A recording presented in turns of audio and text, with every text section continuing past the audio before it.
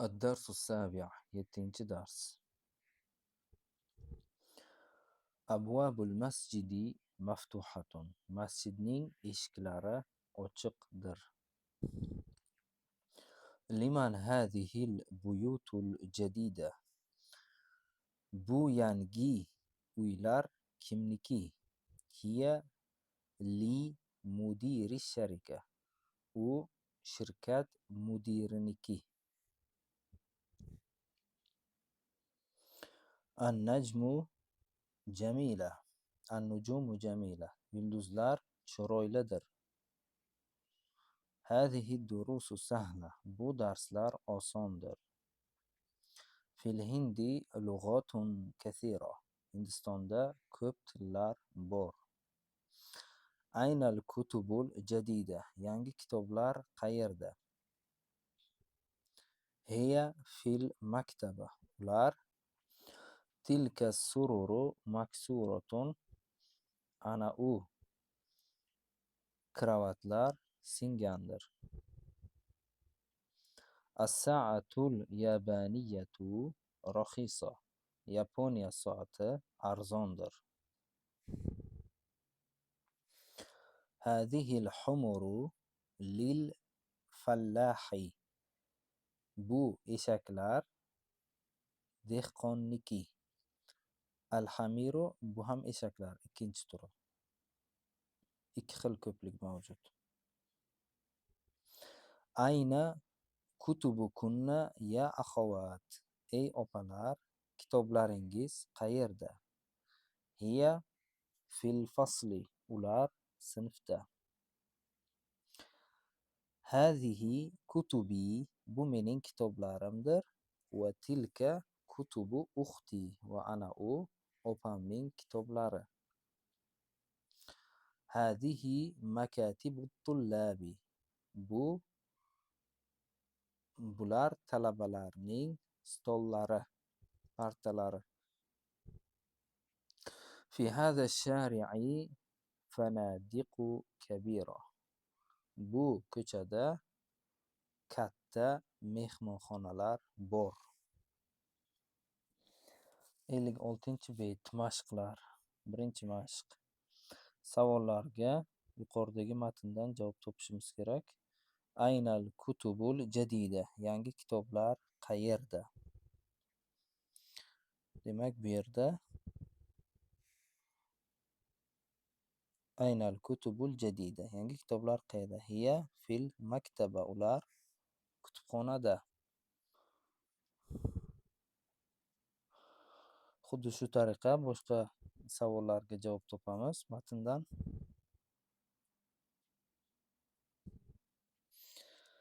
Keyingi mashqda mubtadoni ko'plikka aylantiring deyilgan. Mubtado deb aytgandikki, mana so'zning gapning birinchi so'zi ko'pincha al bilan boshlanadi. Ba'zida hazaga o'xshagan kelsa alsiz bo'ladi.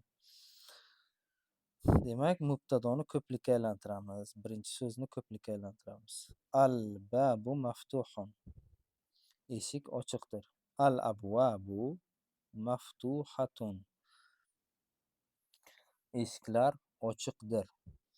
Demak, biz aytgandikki, aqlsiz yoki jonsiz narsalarda, hayvonlar yoki jonsiz narsalarda ko'plik shakli muannasning belgisi bilan keladi, to'y marbuta bilan keladi.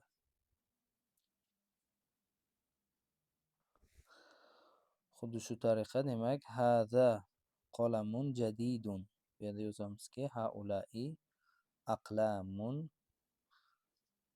jududu.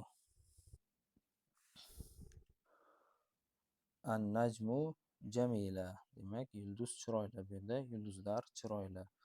Va hokazo boshqalarini ham shu tariqa yoziladi.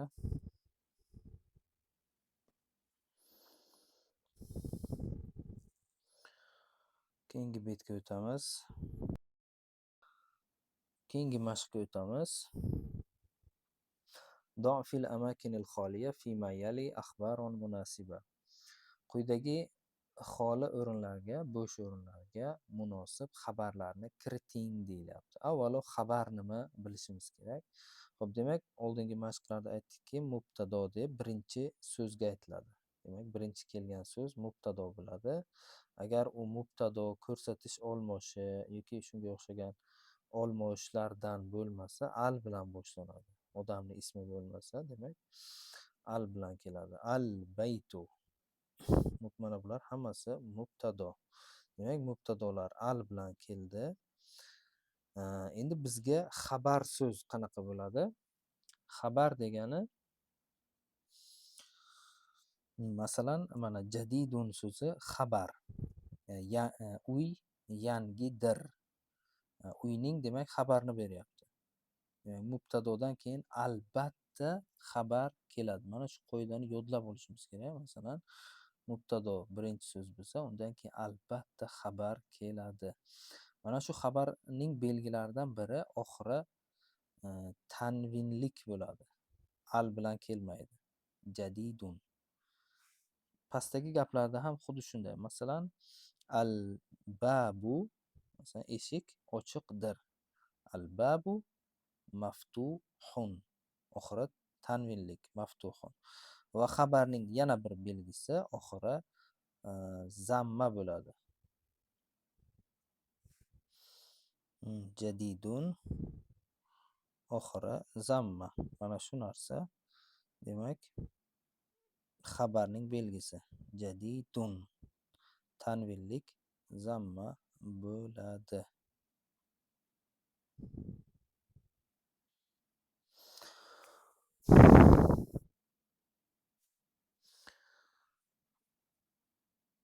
Demak, endi ko'plikka misol yozamiz. An-nujumu, masalan, yulduzlar. Nima deymiz? Yulduzlar uzoqdir. Ba'idatun. An-nujumu ba'idatun.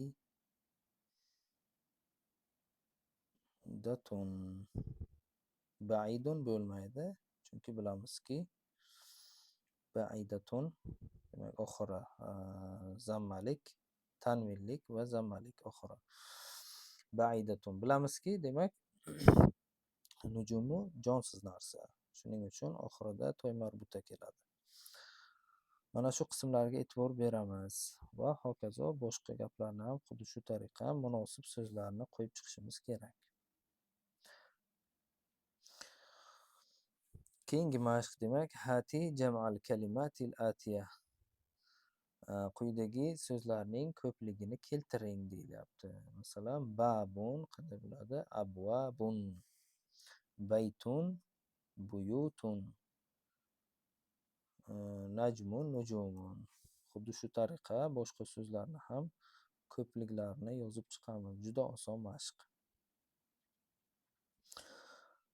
Oxirida yangi so'zlar al-kalimatul jadida. Ash-sharikatu demak shirkat, kompaniya. Sharikatun shirkatlar. Mudiru sharikati